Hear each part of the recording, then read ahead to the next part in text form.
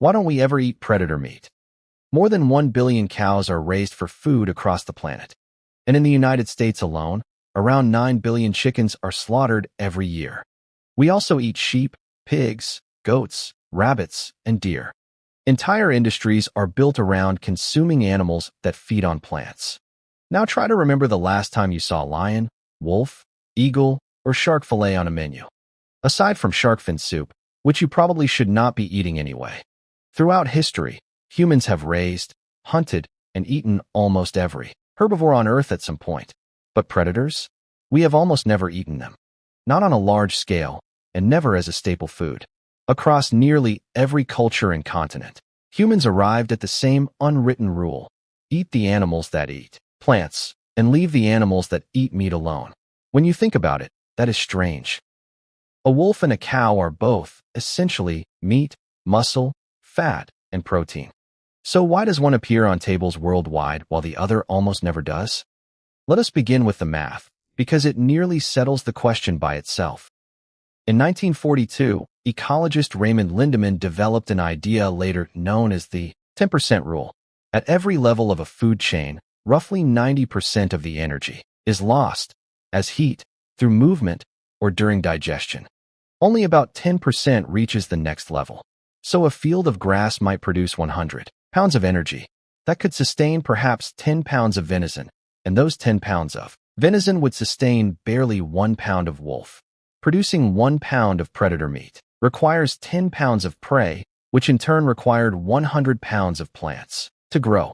Predators are, by design, the most expensive meat on the planet. Raising lions for food would mean raising animals whose food is other farm animals. The numbers simply do not work. To put that in perspective, raising a cow to slaughter weight already requires years of grain and pasture, something most people never even consider. Raising a predator large enough to eat would mean raising and losing 10 times more prey animals, simply to keep one carnivore alive, long enough to grow. No civilization in history has ever had such a vast surplus that it could waste it on a single food source. The energy budget simply cannot support it. But cost is not the only problem. Something accumulates inside predator meat that has nothing to do with flavor or economics. It is called biomagnification. Environmental toxins, such as mercury, lead, and industrial chemicals, do not disappear as they move up the food chain. They become more concentrated. A small fish absorbs a little mercury from the water. A larger fish eats hundreds of those small fish and absorbs all their mercury. Then a shark eats hundreds of those larger fish and accumulates even more. By the time you reach the apex predator, you are eating an animal that has spent its entire life accumulating the poisons of everything below it. That is exactly why pregnant women are advised to avoid shark, swordfish, and king mackerel, not because those fish are inherently harmful, but because they sit near the top of a food chain that has silently accumulated toxins for years. The same pattern nearly caused the bald eagle to disappear during the 20th century. The pesticide DDT entered rivers, was absorbed by algae, accumulated in fish, and then concentrated again in the eagles that ate those fish. By the 1960s, DDT levels in top predators were so high that their eggshells became dangerously thin until they broke beneath the weight of their own mothers. Bald eagle populations in the continental United States fell below 1,000 breeding pairs before DDT was banned in 1972. That is what life at the top of the food chain does to an animal's tissues, whether the toxin is mercury, lead, or a pesticide sprayed by humans decades earlier. And this problem is not new. Arctic explorers learned it the hard way. Arctic peoples had known for generations that you must never eat polar bear liver. Early 20th century expedition teams did not always possess that knowledge.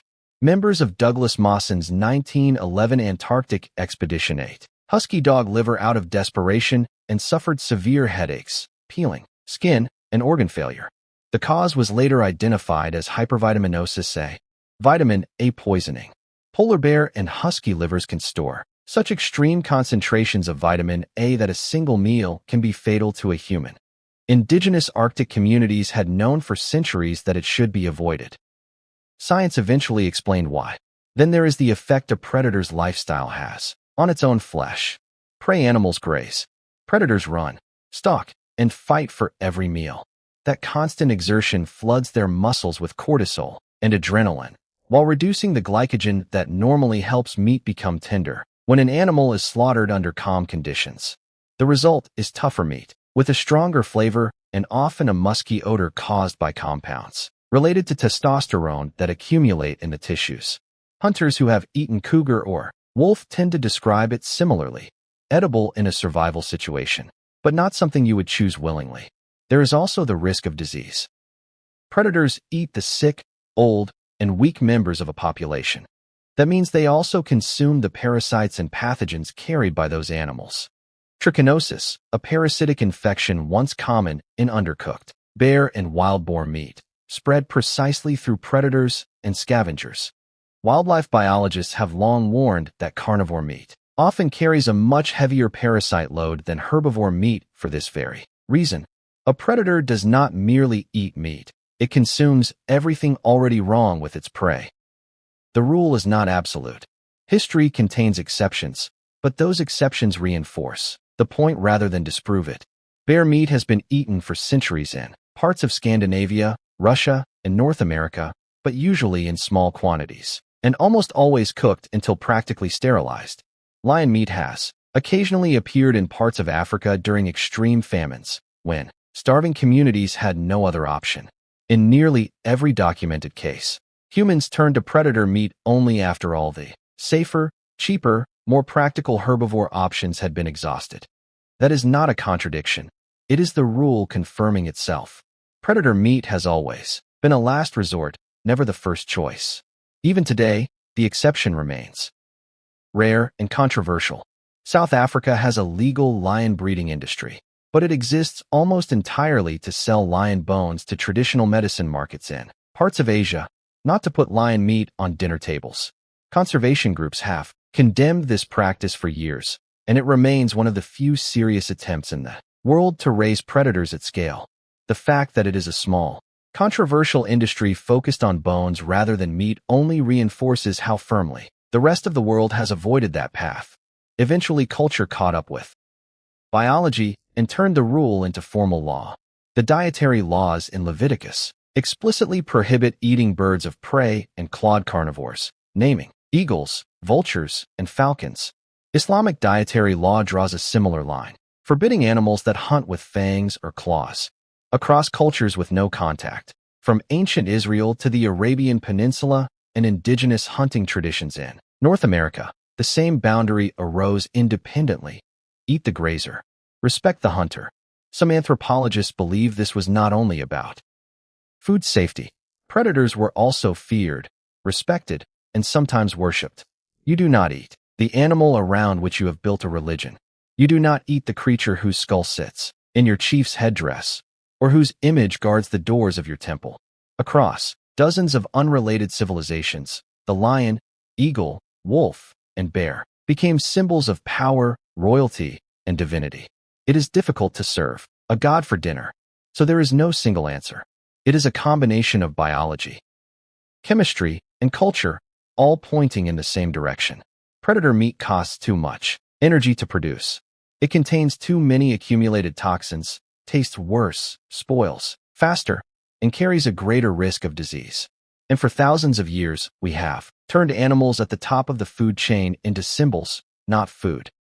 Every ecosystem on Earth follows the same silent arithmetic.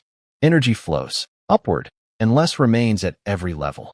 Humans did not invent the rule that predators are not food. We simply observed it again and again in every corner of the world and built our diets around it. The wolf was never on the menu. Mathematics decided that a long time ago.